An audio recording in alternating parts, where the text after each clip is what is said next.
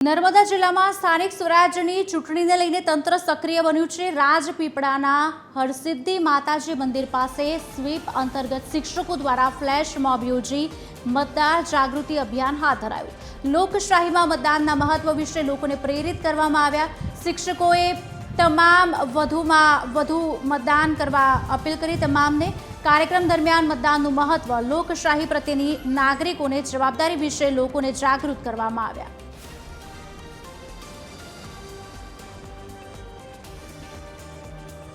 નર્મદા જિલ્લાના અમે કેટલાક શિક્ષકોએ મતદાન જાગૃતિ અભિયાન શરૂ કર્યું છે। રાજપીપળાના વિવિધ સ્થળોએ કે જ્યાં જનમેદની ભેગી થતી હોય છે ત્યાં જનજાગૃતિ અભિયાન અમે શરૂ કર્યું છે।